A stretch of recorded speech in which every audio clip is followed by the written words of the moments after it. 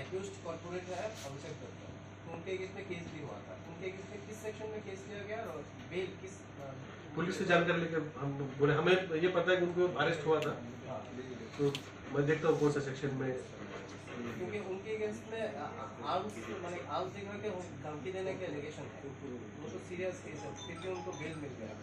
मैं चेक करता हूँ।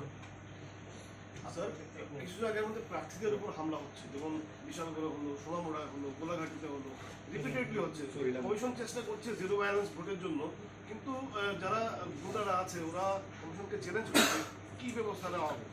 मैं आपके माध्यम से सभी जो कैंडिडेट्स है और इलेक्शन एजेंट को मैं रिक्वेस्ट करूंगा कि हमने आपको पीएसओ दिए हैं, आप बिना पीएसओ को के मत चलिए। दूसरा, हमने आपके सेफ्टी के लिए रिक्वेस्ट किया है कि जब भी आप बाहर जाएंगे तो हमारे जो ओसी है उनको प्रोग्राम देके जाइए, हम आपको शाडो करेंगे। बहुत सारे कैंडिडेट्स को हम लोग बफर कर रहे हैं, उनको सिर्फ पेरिफेरल सिक्योरिटी दे रहे हैं। हम सभी को एस्कॉर्ट तो नहीं दे सकते, लेकिन हम उनको एरिया जो जिस एरिया में जा रहे हैं वहां पे सिक्योरिटी दे रहे हैं।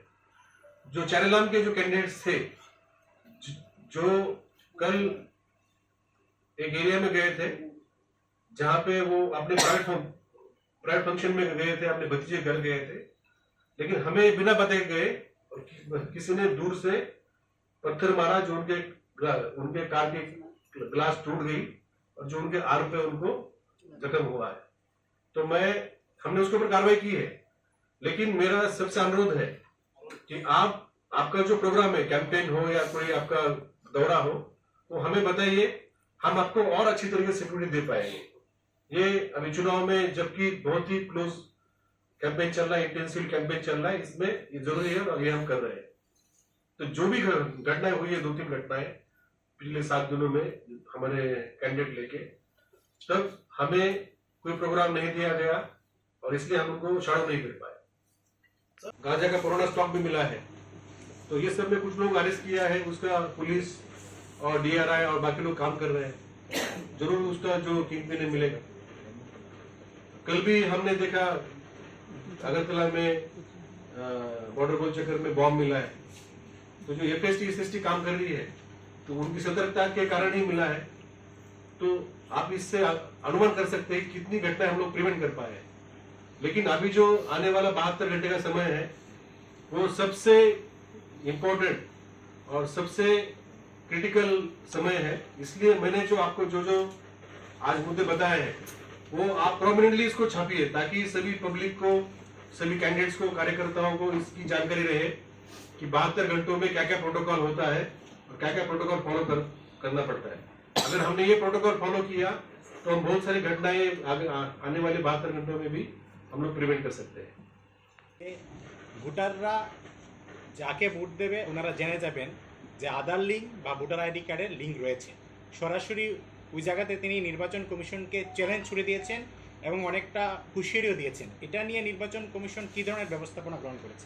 आज हमने सुबह हमने देखा कि जो डीएम है गोमती के, उन्होंने ये जो पोस्ट आई थी सोशल मीडिया में उसको उन्होंने जवाब दिया है कि ऐसा जो लिंक है, जो आधार लिंक जो इपिक है, वो उसका कारण है सिर्फ आइडेंटिटी स्टैब्लिश करना।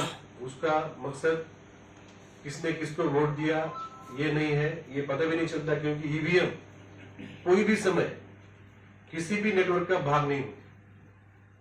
कोई भी समय ईवीएम, चाहे हम जब उसका निर्माण करते हैं, चाहे ईवीएम हम लोग 2-3 पार्ट उसके बीयू, सीयू, वीवीपैट जोड़ते हैं, तब भी या रिपेयर भी करते हैं, या काउंटिंग करते हैं, पोलिंग करते हैं, कोई भी समय ईवीएम कोई भी नेटवर्क का भाग नहीं होती। जैसे हम लोग हमारा नेटवर्क हम लोग सेल से या वाईफाई से जोड़ते हैं नेटवर्क को, वैसे ईवीएम कभी भी कोई डेटाबेस से जुड़ता नहीं। तो उन्होंने उसका खंडन किया है और जो उन्होंने एक बदनाम कारक उन्होंने वक्तव्य दिया है उसके ऊपर भी कार्रवाई हो गई है। जो उन्होंने ईवीएम की और कमीशन की बदनामी करने की कोशिश की है उसके ऊपर उनकी कार्रवाई होगी। পুলিশি কার্যকরী হবে কিছু হবে। আচ্ছা, এখনো পর্যন্ত রাজনৈতিক দলগুলির তরফে কতটা কমপ্লেইন পেয়েছেন আপনারা আর কতটা কার্যকরী করেছেন? We have issued more than 2600 complaints on CVG. 2600 के ऊपर मिले हैं। हमारे ऑफिस में जो सी ऑफिस है, हमारे यहाँ पे 350 से ज्यादा लिखित कंप्लेंट मिले हैं, और वही इतनी का इससे भी ज्यादा संख्या होगी जिलों में और नीचे आरओ के ऑफिस में। लेकिन मैं आपको बताना चाहूंगा कि हमने 99% पे हमने काम किया है। पिछले 1-2 दिनों में या कल शाम को जो भी उसके ऊपर काम चालू होगा, तो हम सभी कंप्लेंट्स या ग्रीवेंसेस ना सिर्फ पॉलिटिकल पार्टीज बट बहुत सारे सिटीजन ने भी हमें कंप्लेंट की है, तो हम उनके ऊपर रिस्पॉन्ड कर पाए हैं और टाइम में हमको जवाब दे पाए। बिहार स्कूल में बहुत भीड़ थी, मैं भी वहां जाके आया था। तो हमने उस दिन, क्योंकि असेंबली वाइज वहां पे हमारे बंच होते हैं, कोई भी अंदर जाता है तो उसको वो पैकेट ढूंढ के उसको देना पड़ता है, फिर वो पैकेट ओपन करके मतदान करके बाहर आता है। तो ये जो सॉर्टिंग करने का जो टाइम लगता है उसके कारण उसमें काफी देर हुआ, लेकिन हमने शाम को 8 बजे तक उस दिन हमने सेंटर ओपन रखा, और उस दिन जितने लोग आए थे सबने वोट किया। फिर धीरे धीरे 9 तारीख, 10 तारीख, 11 तारीख ये भीड़ कम हो गई। आज आप वहां जाइए, आपको वहां 200-300 लोग भी नहीं मिलेंगे। तो हमने इसलिए 5 दिन के लिए हमने ये ओपन रखा था कि ताकि सभी लोग इसमें वोट करें। अगर समझो कोई चुनाव कर्मी है, कोई समझो पोलिंग स्टाफ है, लेकिन वो किसी कारण फॉर्म 12 अप्लाई नहीं कर पाया, या फॉर्म 12 उसने लेट अप्लाई किया, या समझो पोस्टल बैलेट में वो वोट नहीं कर पाया, क्योंकि आज हमारा लास्ट डे है। अगर समझो कल अचानक किसी को अपॉइंट करना पड़ता है एज अ रिप्लेसमेंट, तो हम उनको बाय पोस्ट उनको हम लोग बैलेट भेजते हैं, वो बाय पोस्ट वोट करके वापस भेज देते हैं। तो कोई भी चुनाव कर्मी नॉर्मली वोट से वंचित नहीं होता, और हम लोग उसको वंचित नहीं होने देनी चाहिए, क्योंकि ये सभी आर्म फोर्सेस है। ये 47 डेज 47 दिनों से यहाँ पे ड्यूटी कर रहे हैं। सभी आर्म फोर्सेस है। जैसे हमारा टीएसआर है, हमारे टीएसआर की 12 बटालियन है। टीएसआर में कुछ बटालियन इंडिया रिजर्व बटालियन है, जिसका खर्चा सेंट्रल गवर्नमेंट वहन करती है। वैसे सभी स्टेट्स में आर्म पुलिस है। ये कोई आसाम पुलिस नहीं है, ये आसाम आर्म पुलिस है, जैसे टीएसआर जैसी पुलिस है, या समझो मणिपुर की है या महाराष्ट्र की है। तो ये सभी फोर्सेस कैपेबल है। जैसे हम बोलते हैं, हम गर्व से बोलते हैं कि त्रिपुरा टीएसआर छत्तीसगढ़ में, दिल्ली में ड्यूटी करती है, उनको वहां सम्मान मिलता है। ऐसे ही ये लोग यहाँ पे आके ड्यूटी कर रहे हैं। और ये सभी मिनिस्ट्री ऑफ होम अफेयर्स ने उनको, जो हमारे आईजी सीआरपीएफ है, उनके कमांड में दिया है। इनके ऊपर उनकी कमांड है, उनके ही कर्नल है, उनके ही मेजर है, उनके कैप्टन है। तो कोई भी फोर्स में भेदभाव नहीं होता। जो आपने प्रश्न पूछा, तो सेंट्रल के जो फोर्सेस है वो 6 प्रकार के हैं। जैसे सीआरपीएफ है, बॉर्डर सिक्योरिटी फोर्स है, एसएसबी है, आईटीबीपी है, सीआईएसएफ है, और एक रेलवे प्रोटेक्शन फोर्स है। ये 6 प्रकार की सेंटर की फोर्स है। ये भी अलग अलग उद्देश्य के लिए इसको तैयार किया गया है। बॉर्डर सिक्योरिटी फोर्स का उद्देश्य अलग है, रेलवे प्रोटेक्शन फोर्स का उद्देश्य अलग है, ये सेंट्रल इंडस्ट्रियल सिक्योरिटी फोर्स का उद्देश्य अलग है। तो ये सभी फोर्स का उद्देश्य अलग होते हुए भी कोई भी चुनाव में जब कोई फोर्स एमएचए भेजता है, तो कौन से राज्य में अभी चुनाव होने वाला है, इस समय कौन सी फोर्स आसपास है, वो देख के उनको भेजता है। जैसे हमारे टीएसआर है, ये 400 कंपनी में हमारे टीएसआर की 5 कंपनियां हैं। जो आपने प्रश्न पूछा, 17 स्टेट की फोर्स है।